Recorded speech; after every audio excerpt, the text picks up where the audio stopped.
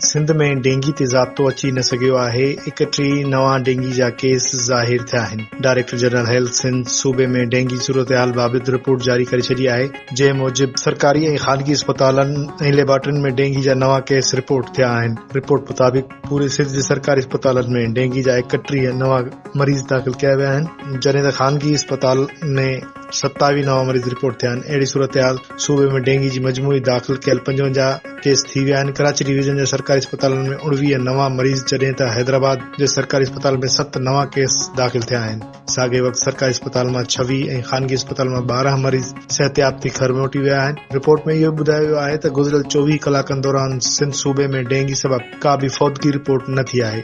Laboratory data मूजिबि पूरे सूबे जी सरकारी ऐं ख़ानगी लेबॉरेटरी में 3049 माण्हुनि जा डेंगी जा टेस्ट कया विया आहिनि, जिन मां 260 मरीज़ जा नतीजा हाकारी आया आहिनि। कराची लेबॉरेटरी में सभ खां वधीक 190 केस रिपोर्ट थिया, जॾहिं त हैदराबाद जी लेबॉरेटरी में 70 टेस्ट हाकारी आया। डायरेक्टर जनरल हेल्थ सिंध शहर खे अपील कई आहे त एहतियाती तदबीरुनि ते अमल कनि, घर ऐं भरपासे पाणी बीहण न ॾियनि ऐं बुख़ार जी सूरत में फौरन वेझे अस्पताल या सिहत मर्कज़ सां राबितो कनि।